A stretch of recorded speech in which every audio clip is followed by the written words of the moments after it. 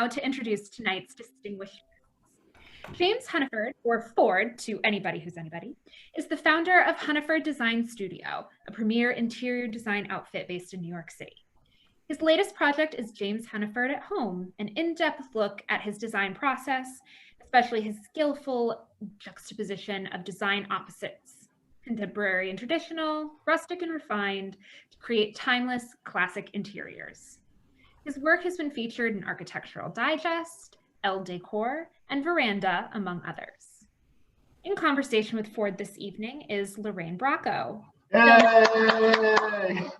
film and television actress who's been nominated for the Academy Award, 4 Emmy Awards, 4 Golden Globes, 3 Screen Actors Guild Awards. You may recognize her from The Sopranos, or for all you HGTV fans, from My Big Italian Adventure, a series in which Lorraine embarks on the adventure of a lifetime to renovate a 200-year-old home she purchased for the whopping total of €1. Thank you both for joining us this evening. And now, without further ado, James Huniford and Lorraine Bracco. Hi. Hi. Hi, Lorraine. Hi, Ford. How are you? I'm good. How are you? Good. All good. Yeah. Where are you? I'm in Bridgehampton. Wow. Your gorgeous living room? Yes, that you very nicely put together for me. Well, I had a lot to work with. That's very kind.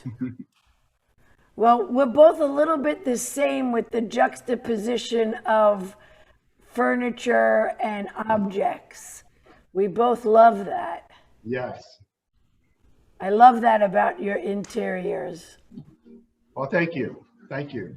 You know, so much of my interiors, I think, I feel that connection with you also by your, incredible collections of furnishings of over the years that you've traveled with and accumulated with, from your house in Sneedon's Landing to LA to, New York.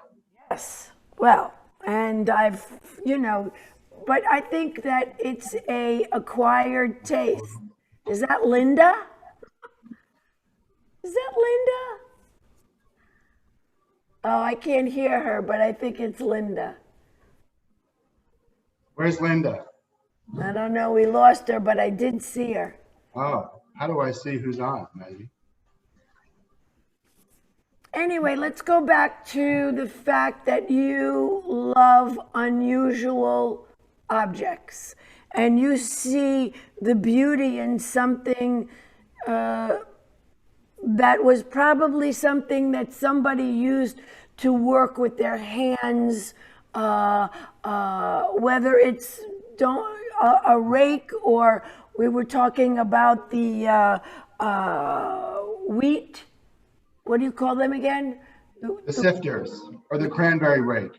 Yes, I love that you love that and see a beauty in that. I scour to find things like that. And, I grew up in upstate New York, and I think being around kind of nature and agricultural and elements, and it was always just kind of something that was inspiring to me. And I love that kind of combination of something that's very refined and very rugged. And also at a time very useful. Yes, absolutely. I love that you find the beauty in something that's been used and worn and needed. Yes, absolutely. I love that about a lot of your. Here's a perfect example. Is that a church bench over there?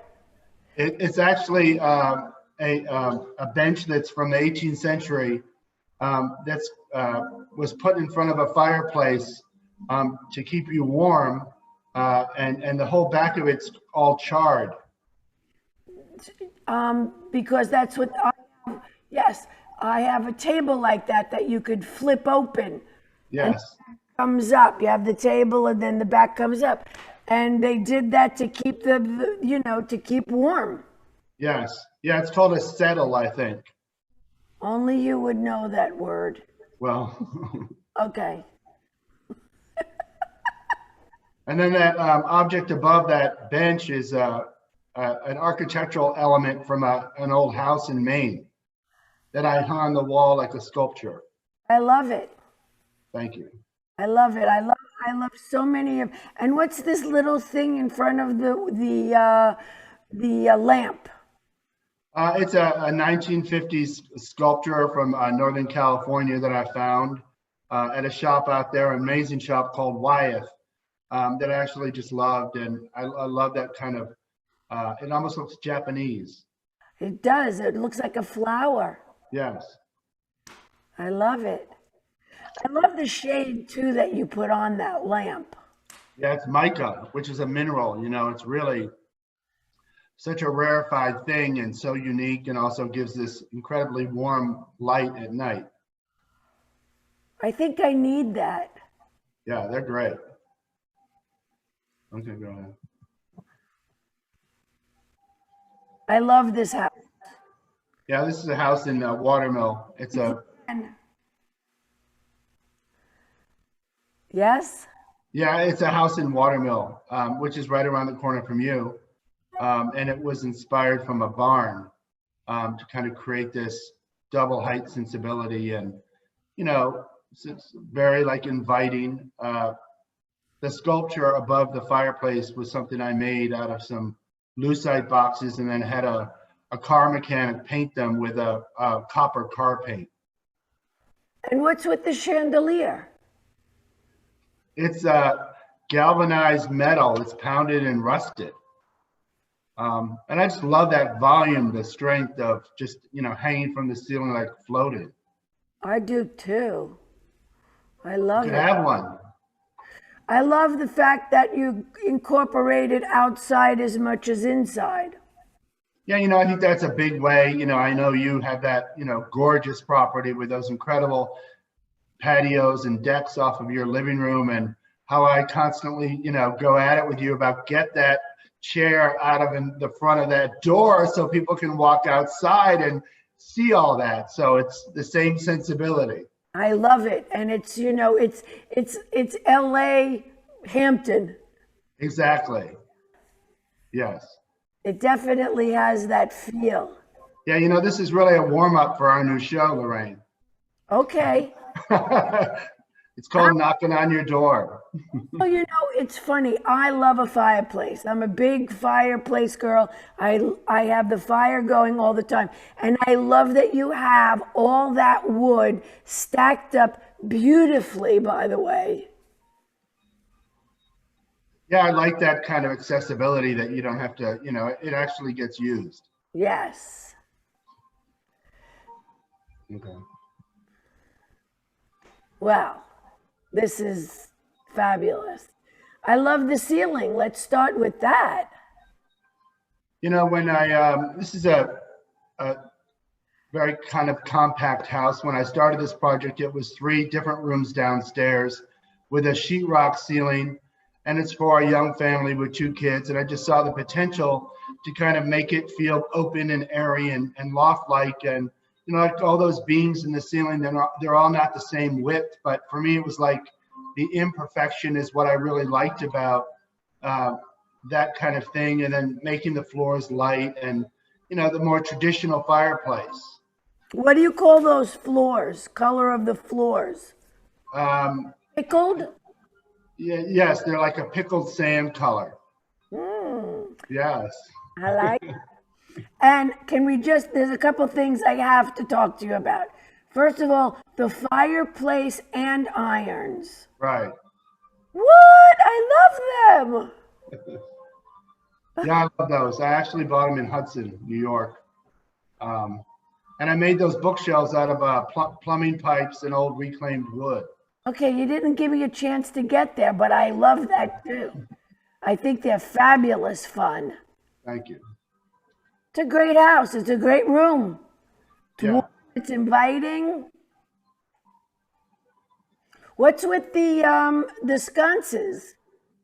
They're Italian from the 50s. My favorite. Yes, Italian. I love it. All right. Okay, so besides Elizabeth, first of all, there's those fabulous lampshades, which I need tomorrow. Okay. Let's talk about that piece, whatever that piece is next to Liz. It's actually a cranberry rake that I found. It's galvanized metal, and I just wanted to hang it on the wall like a sculpture. I think it's fabulous. And what's with this painting in the other room? That is a advertising sign from the side of a truck from the WPA that was kind of cut off, and then I hung it on the wall like a sculpture. I love it. It goes so well in this room. It just is warm and inviting, and even that it's metal and rusty and everything. I love that you use things like this. Yeah, I think it's important that a house has a personality and a point of view of the people who live there. And this house in particular was for one of my first clients when I started on my own. And the clients at first didn't want to hire me. And the husband called me to say he wasn't going to hire me. And I said, well, I think you're making a mistake. And I'm going to drive out to East Hampton and have a meeting with you to talk to you. And he had the check for the people that he was going to hire and the signed contract in an envelope sitting on his desk. And by the time we finished our meeting, he tore it up and said, you're right, I'm going to hire you. So it was kind of one of those great moments. You've had many, many, many of them in your career. And for me, it was just unbelievable that I was on my way. Yes, how nice. And he saw that and felt that. Yes. Yeah, and he was an amazing man. Yeah. And we love the Warhol of Liz. Yes. Right? It's Liz, right? Yes. Yeah. I love that. Go ahead. And whoops. That's cool. I love this room. Tell me about the artwork. There's some prints that, I think we found on eBay for not a lot of money. And I love that color. I think you and I both love turquoise and blue.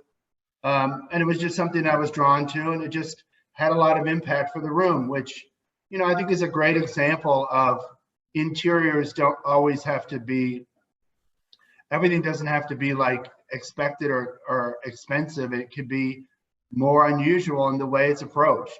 I agree. And I think it's so important, and it really reveals who the people who own this house are. Yes. I think that's great. What's that middle piece? The on the right with the plant? I want both, but go ahead, right? No, it's just something I found at like a garage sale out there. And I thought it was a great stand. I love it. And the middle piece? What one? The middle.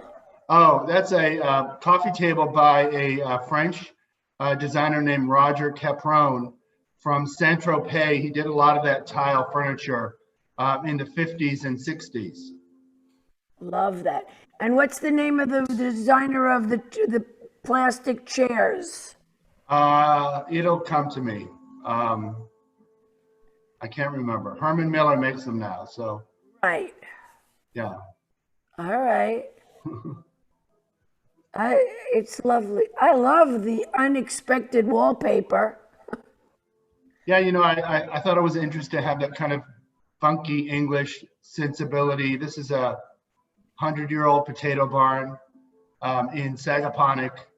And I love that sensibility. I love the floors. I mean, you can't beat that, right? Yeah, and it's conveniently located across the street from Loaves and Fishes. Which is great, because then you could just get your breakfast, lunch, and dinner. Right, and get rid of your kitchen. True, that's true.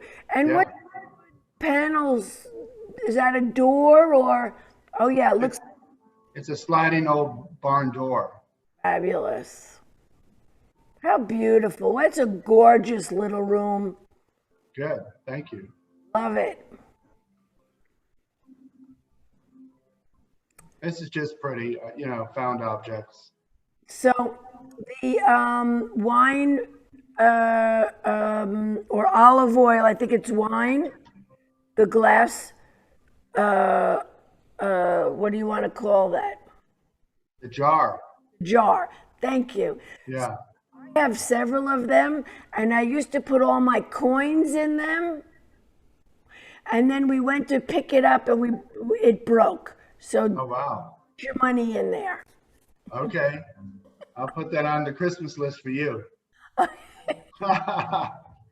Yeah. So, and what's with the things on the walls? They're just kind of found objects that, to make a composition of something that's unique. It's charming. Thank you. Charming. Well, this is your house. Yes. So tell everyone what the round things are. They're, actually hoops, and I found them at a Brimfield, which you know very well in Massachusetts. It's an amazing fair that's 3 times a year. And actually, when I bought this house, that room was the woman's bedroom who lived there prior to me. And it had about a 7-foot drop ceiling. And then I opened it up and it created this kind of magic of this expanse. And it's not a particularly big room. It's kind of narrow, but, doing that changed everything. How much do you love when you go into a house and you all of a sudden break the ceiling open or a door or a window or a wall and you find a gem? I love doing that. I mean, space planning is one of my big, something I really love. Well, this is just architecturally beautiful. Thank you. Okay. I know that room well. Yes. That's just a little detail of the tailored kind of sensibility of a sofa arm and how it can be modern or traditional. Yep. It's lovely. It's charming. I love the colors. They're so inviting. So I love these beds. They're the old. Yes. Do they have like the rope under them? They did originally, yes. And you're so right. And then I built those wooden frames underneath them to support a mattress. Fabulous. Thank you. I love them. I love the blankets. Yeah, I love those. I don't know where they're from, but I think they're from Indiana. They're lovely. And what's on the wall, on the 2 walls? On the left, it's just some little wooden boxes that I found and just thought it would be an interesting sculpture. There's an artist named Donald Judd, whose work I love, who works a lot with boxes and stacks, and that's what kind of inspired me to go in that way. Love it. And the painting? It's by a contemporary artist. It reminded me of 2 eggs, which I kind of like that idea of the way they kind of like interacted with each other. I was going to say 2 stones. Okay. It could be like me and you with our heads on each other. To each his own with my gray hair. Exactly. You look gorgeous. I love the desk. The chair is fabulous. Fabulous. Love it. I wish we could expand this to see the back of your gorgeous room. I don't know how to do that. All right. Let's talk about, first of all, love the table. Thank you. It's a bluestone table that I designed that's modeled after a 19th century reflectory table. And it took like 8 guys to get it in. And I definitely had to make sure that the floor was reinforced. It didn't fall through to the basement. By the way, I had to do that in Italy in all the floors. Really? They were very worried. Wow. Yeah. Force everything. Anyway, back to you. I want to hear about your renovation.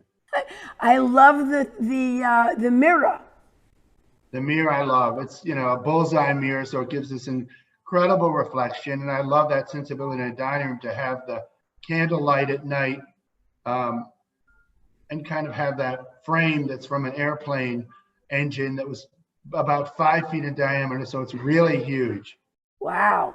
And heavy? It's not that heavy. It's galvanized metal. Okay. And as usual, Ford, as I've had many, many lunches and dinners, your plates and napkins and glasses, so lovely. It's always has a charm, a homey country feel to it. And I love the candlesticks. Yeah, those I love also. They're not meant, I don't know what they're originally meant to be, but I find them and make them into candlesticks. Cool.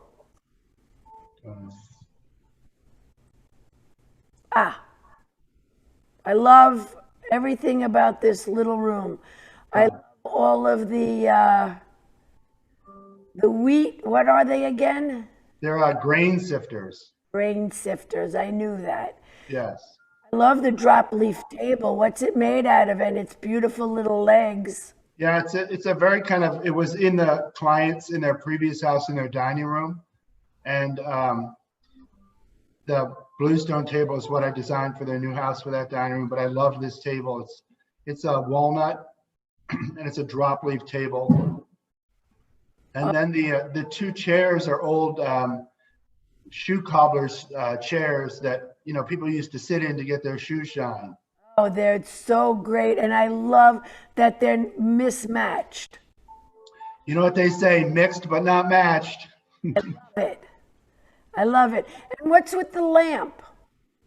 It's a lamp that it was a vase from Morocco, and I just like the idea of making it into a lamp.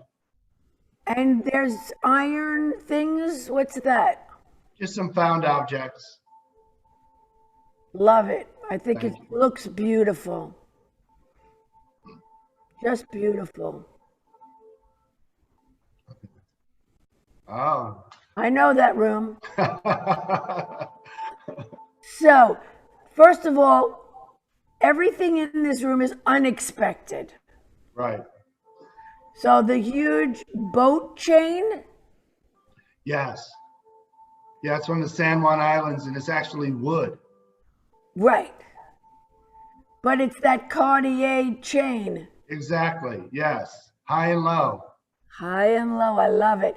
And of course, let's talk about the wood, the two wood pieces. Yeah, those are from Western New York State, and I actually was at a antique show in East Hampton for the Historical Society, and I saw them, and I was at a preview where you pay, a premium to go the day before, and I saw them from this great folk art dealer, and I just said, wow, I have to have those. And I just love them. To me, they kind of look like dancing, just dancing. I love the movement. I agree. I love that you use the chair as a nightstand. Yeah, the chairs, it's a Fleecemose chair from the 19th century that was owned by Bill Blass. Wow. Yeah, provenance. Wow, we love that. Yes. I love it. Thank you. I love the ceiling. I love the white brick. Yeah, I think that'll be a good inspiration for your next house. The white brick? The white brick and the yellow. I love the yellow and kind of that orangey colored wood. Yeah, I love it too. That's good. I love it. So this is the that warehouse, right? Yeah, it's the watch case in Sag Harbor. And they did an amazing job converting that. And I think the great thing about it was it gave people an opportunity to be in the Hamptons and have all these amenities and not have to deal with the upkeep of maintaining the house and a property. And it was just, a great alternative of what the developers out there did. And I think it's kind of like snowballed with other cities and other resort communities that are thinking this way. Well, this happens to be fabulous. How tall are these ceilings? They're like 14 feet tall. No, it's beautiful. And Did the ceilings, did they come with the wood ceilings like that, beams, or did you They do, did. Yeah, the developer did an amazing job doing that. well, not everybody does do that, but Yeah. that's fabulous. That Yes. was find. Yes. Fabulous. Love it. I know where that is. Well, I love the sconce. Yeah. I mean, it's not a shade, it's not a this, but it's fabulous. Yeah, it's from a great dealer in LA, which you probably know very well, Obsolete, they just have incredible things and they find amazing things. And they used to be in Venice and now they moved to a bigger showroom and, they just have an amazing eye. Well, you do too, my love. Well, thank you. All right, now let's talk about the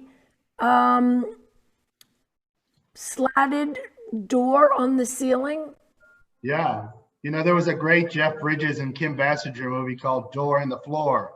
So this is like door in the ceiling. Love it. There's kind of an ugly return air vent above that was big. By the And way, I thought, have, I'm sorry. we all have. Yeah. So I thought this was an interesting way to, the ceilings up there are not that tall, and it had a big impact. And so I thought this was a way to kind of camouflage it and make something of interest. And also because it's slatted, it still is able to do what it's supposed to do. Yes. Yes.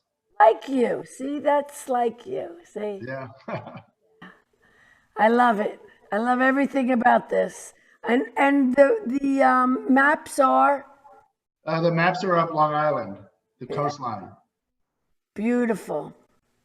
Yes. Just beautiful. This is Ford Pretty.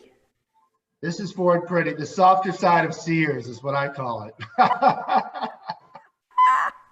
This is for a really sweet couple that I worked for that has 2 adult children and 6 grandchildren. And they made this house for all of them to be together in the summer. And they're just, like lovely people. And I'll never forget, the client was at my house and no, she was at the office and she was with her husband and she was very good at making decisions and knew exactly what she wants.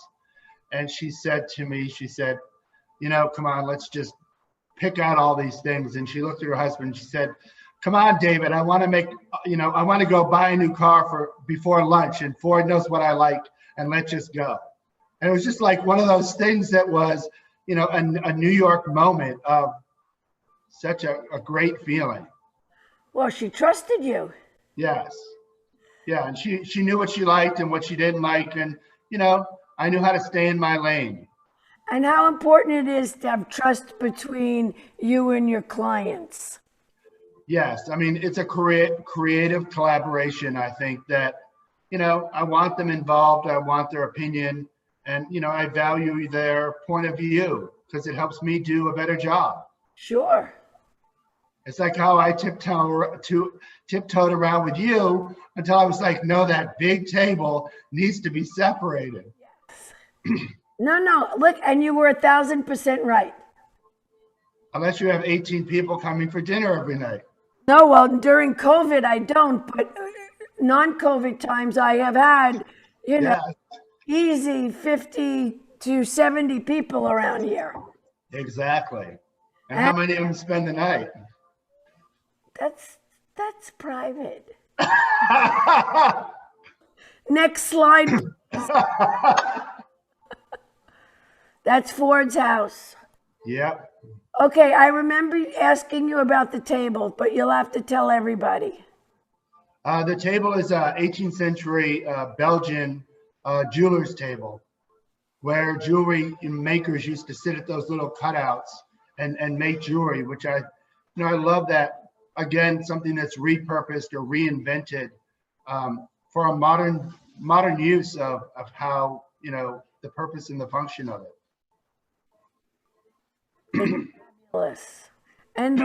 And there's my shade again. There's your shade. There's a lot of those shades around. I love them. Okay.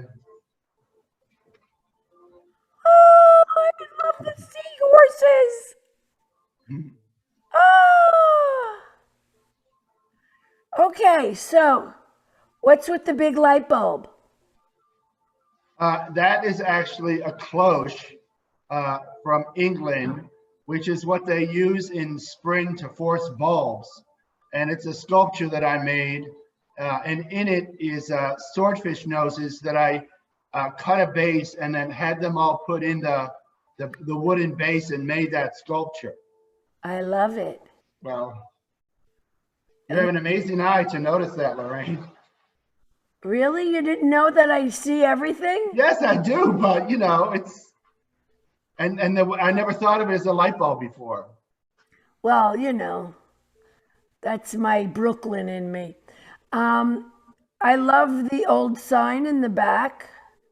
Yes, that's from the other side of the truck that was in the other house in East Hampton.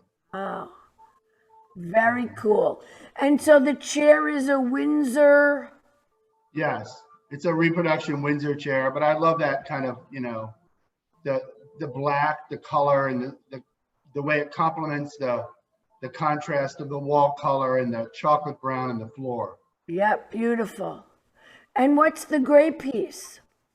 It's from an old post office. And all those little cupboards kind of like flop down. I love it. And the table and bench? The table I designed and had made out of old wood, and the benches I found in San Francisco from a dealer called March, who now pretty much sells the most amazing kitchen items anywhere in the U.S. Just incredible taste, and I bought them from them when they had more antiques, and now they have more kitchen things. Cool, it's fabulous. I have to say though, the seahorses just, I think, are fabulous. Yeah, I love that playfulness. Me too. Love it. There's your kitchen. And like your house, it all happens in the kitchen, Lorraine. Everything. It's so crazy. I don't know why we have any other rooms, to tell you the truth. I know. How was it to design those kitchens in Italy? Great fun. I mean, I had a lot of room, and what I did was, like everyone here, I wanted a prep kitchen. So that's where I put all the coffee makers and the mixers and all the toaster ovens. I put everything in that room, so that when you come to the kitchen, you do have a sink, and you have the table, and then I always call it the Balaban pantry. Right. I made like where you put all the glasses and liquor and stuff like that. I mean, I made 3 rooms out of the kitchen, kind of. And was there an eat-in space or a dining space or a sofa in it, or? Well, we could. I mean, I could put. There is the table and chairs in one part of the in the kitchen, but you could. There's benches and stuff in I call it the prep kitchen. And if you wanted to eat in there, you could do that. Wow. So it's fun. It's a lot of fun. You'll be proud of me. I'm waiting for my invitation when we can travel again. When we can travel again is, the story of my life right now. And since we both love kitchens, do you find that the kind of food you cook in Bridgehampton is different than the kind of food that you cook at your house in Italy or LA? Well, the truth of the matter is I've not really been able to use the house in Italy. I was going in March, and because of COVID, I did not travel. So Right. I'm there for a year in Italy. So I don't really know what I'm going to cook over there. But yeah, I cook kind of the same wherever I am. I enjoy cooking. I enjoy baking. I baked all day today. Wow. What did you bake? Biscotti. Oh, wow. Miniature or large? Lodge. By the way, mine are award-winning biscottis. Oh, really? Do I feel a new product being launched soon? I don't know, but you'll come and taste. You'll tell me. Bracco's Biscotti? I'd love it. All right. Well, we love a bathtub. See, like in Italy, that's what they did too. They put all the pipes inside the walls. Right. For the toilet, for the tub, for everything. And I was like, oh my God, what happens when you have a leak? And they were like, yeah, we just break it open and fix it. I was like, Right. oh, fine. So yes, this is so charming and lovely. And I know that's not a towel rack, but can become one. Yeah, it's for wine bottles, I think. Drying them. Love it. Love it. Oh, she's so pretty. This is part of that other house that was 3 rooms that I kind of converted into one. And, you know, it was not a particularly big house, but it's a very functional and compact house for a young family. And, you know, I think that was the opportunity to kind of create this kind of white, summery sensibility. Charming. And to not have to have recessed lights and have those schoolhouse lights to create some more, you know, another element on the ceiling that was like bringing your eye to another place. Absolutely. Love it. It's a kitchen that you could be totally comfortable in. I love the simplicity of it. Mm-hmm.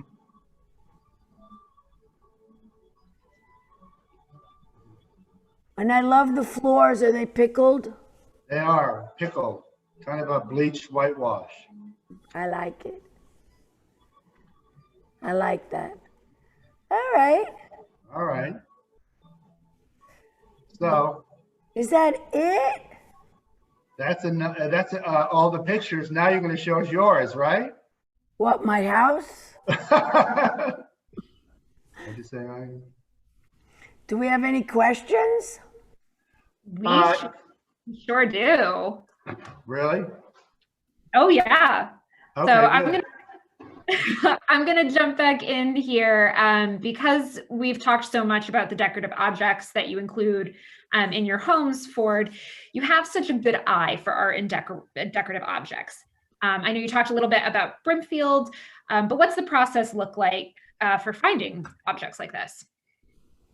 You know, I think in today's world, it's all about being curious and going through, you know, different.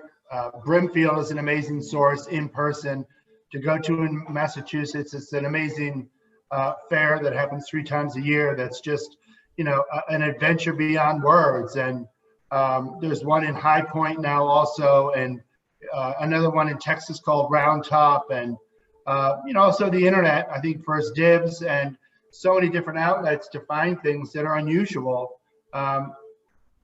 To kind of create your home, to have that personality of how you live and who you are. Your Absolutely. pair of sneakers What? to walk around Brimfield. Yes. Yeah, and winter clothes because it's always cold when you're there in May and rainy. Boots. Yes. Boots. And so you talk a little bit about personality. How do you talk a client into something that's unfamiliar?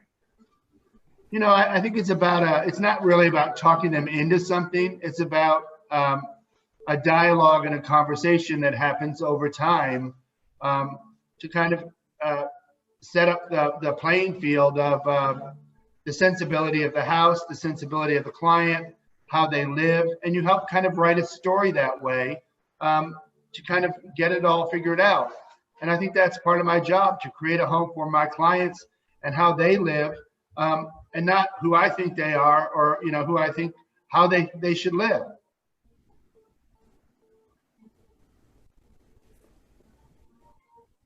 Lorraine, would you say that's accurate?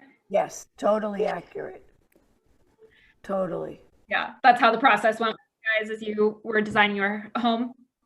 Well, Ford came in over the summer and literally zhuzhed the house, moved furniture, and basically, he gave it a breath of fresh air. I mean, Lorraine is her own designer. She's brilliantly creative. She's brilliantly talented. When I pull in that driveway now, her house guests run because they say, oh no, he's going to make us move furniture. We can't carry another armoire out and put it over there. That's true. And for some reason, everything I own is very heavy. I don't know why. She's very practical. She thinks there's going to be an earthquake in Bridgehampton. But Ford literally gave the whole house and outside a breath of fresh air. And it was cute because when Stella had come into the living room, she was like, oh, I love this. It looks so much better. And I said, well, Ford was here. So she said, oh, I get it. Yeah. That's how you know. Lorraine and I first met through our friend Enrico, who is an amazing Pilates instructor. True. And, that's how we first met, overlapping at appointments. I would get a double session because she, had a late night the night before and didn't come. Liar. Really? But meanwhile, we nicknamed ourselves Ford large, I'm medium, and Enrico is small. So there you go. We're always like, what's small doing? Where's large? How's medium? Oh my gosh, how fun. So about your book, Ford, it's a different type of interior monograph. James Huniford at Home. James Huniford at Home. Can you talk a bit about how you came up with the format? And do you have a favorite chapter? I came up with the format. Lorraine is a really close friend of mine. She has a strong point of view, as I said, but she stays in her own lane and she knows what she wants. And for me, because of what I do, it was kind of so helpful for me to think about how I wanted it to, have the book be and the chapters, and working with Stephen Treffinger, the writer, who is just brilliant and talented, and kind of helped me figure it out.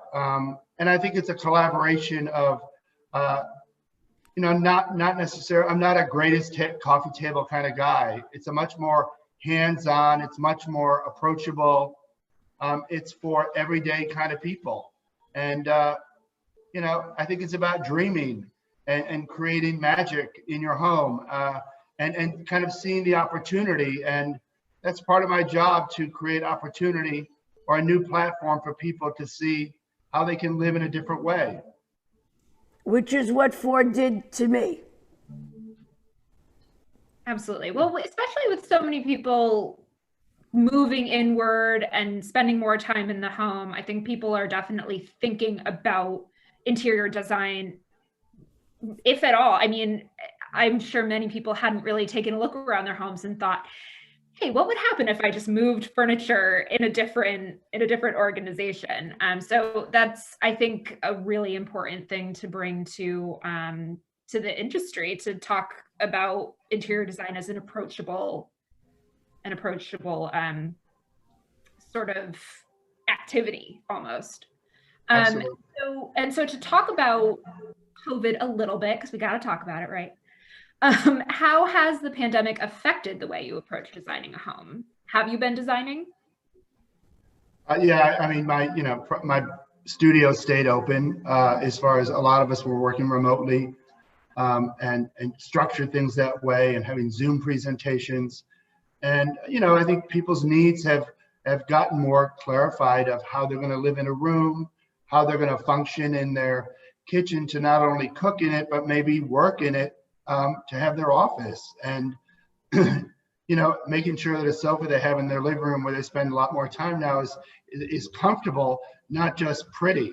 And, I think being practical also of how you use the space. So the opportunity when you're at home working during the day, do you want to, be at a desk looking at a wall, or looking outside with a window with a gorgeous view, or daylight? I also think color and has changed for energy, and to feel, things are a little bit, you want a calm environment. I've never been one of particularly bright, jumpy colors. I like calm, and I think now more than ever, creating calm is what it's all about. Absolutely. Well, and it's like you almost know what the questions are that have come in from our audience members, because one of them is that you use a lot of neutrals. Would you use bright colors in design, and how might you recommend, for somebody who does enjoy brighter colors, to infuse them into their everyday? Yeah, I recently, finished a house in upstate New York for my friends Josh Lear and Jeffrey Seller. And we were in London a few years ago and stayed at a hotel where there's a lot of color and a lot of pattern on pattern and paisley on check and stripes with print, and kind of influenced me to kind of take things in a different direction in their house, in a bohemian sensibility. But like in their den, the side tables are lacquered tomato red, and I used a print fabric on the sofa body, and then the cushions were a contrasting color. And I think that's how I use color, not necessarily on walls, bright colors, that's not my thing, but I think in elements or things that are more sculptural or about shape or form. What do you think, Lorraine? Yeah, I mean, I think that, look, you definitely are of more of a neutral palette in most of your work. Right. But then, you'll come over with the most gorgeous orange, bright orange bouquet of flowers. and that is your subtle way of bringing in color. But I didn't see their place yet, but I'm sure that, I just know what you do and how you do it, and I'm sure it's fabulous. Thank you.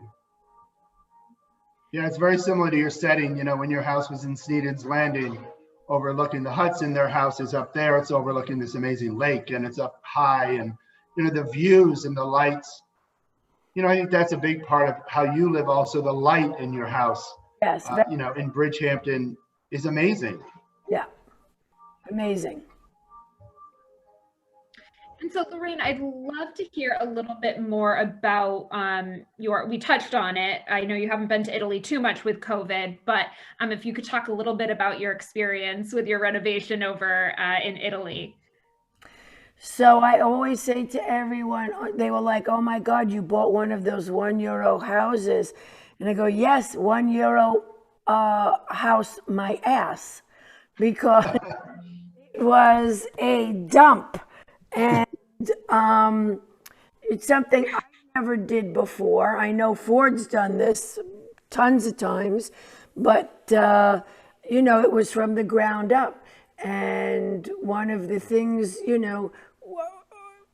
we had to do is a lot of structural work so that everything didn't fall down, especially in the kitchen, especially because I put back all of the beautiful old 100-year-old tiles that we had found in the house. I kept everything reclaimed. I put all the windows, all the doors, everything, the ceiling beams, everything was reclaimed wood.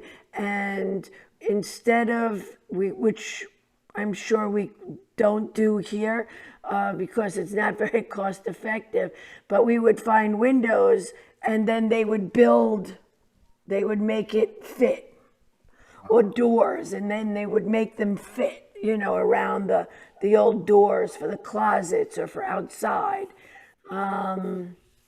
It was an adventure. I will definitely give you that. Would you do it again?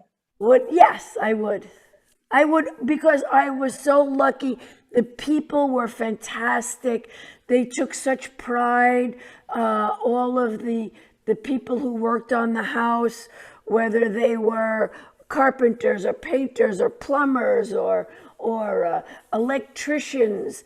You know, I got to go to shop in Palermo. I bought all 1970s and 50s old Murano chandeliers.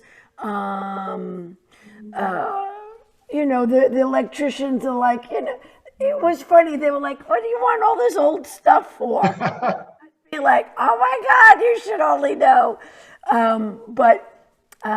They thought sometimes I was a little crazy, and because I put all windows or French doors into the in the bathrooms that would lead out to a terrace or a little garden or whatever, and they were like, "Oh my God, she's crazy! How does she put doors in a bathroom?" Windows in a bathroom. It was funny the things that they thought were just useless, I guess.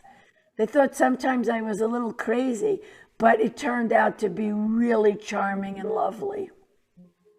And was that something you always aspired to do, to get a house in Italy and do a total ground up project? No, never in my life did I ever think that I would do this. No. And how was that, you know, a different outlet for you as an artist and a creative person from your, you know, acting career versus, you know, doing that kind of thing? You know, I think when you're an artist, and this goes for you too, anyone who has any artistic qualities, that reaches out to other things, whether you're a singer or a dancer, whether you can read poetry, whether you paint. You know, when you're an artist, you know how to make art. Right. I mean, that's a brilliant, brilliant way to look at, you know, the world today and all the challenges, that you have that philosophy and that kind of sensibility approach that, you know, I think has always been inspiring for me since day one when we met, that you had that sense of freedom and encouragement that, you know, I think everything you touch is just magic because of the way you know, you live your life and you've raised your incredible daughters. And, you know, I just feel so fortunate to be, you know, in the lineup of people that you've touched. Well, you know, Ford, the thing that I adore about you, you have two fabulous children, Jack and Ava. The fact that you are a single man, wanted children, and did it. I mean, I have always been a kid advocate. Right. Kids are fabulous. I think that they keep you very grounded, very truthful, Yeah. whether you like it or not. Right. And I adore your children. Thank you. The way you love mine. Well, they love you. You're such a influence and impact to them of, you know, Yeah, but they're both kind of around just listening. it's great. I love when the kids come over. I love when Ava comes over. Yeah. I love it. I love the kids. I think they're very important. They are. You know, I think also having a family helps understand, you know, how people, you know, live and things that are important and functional. Sure. And that's very important for you, Yes. I think. Yes. Yes. Changes. Change it. Huge. Well, Yeah. what a beautiful note, I think, to end on this evening. I want to thank you both, Lorraine and Ford, for joining us this evening. This has been so Thank fun. you. And I want to remind everyone to pick up a copy of Yes. James Huniford at Home, published by Monticelli. Stephen Treffinger, the brilliant writer, with Pilar Velati's doing the introduction.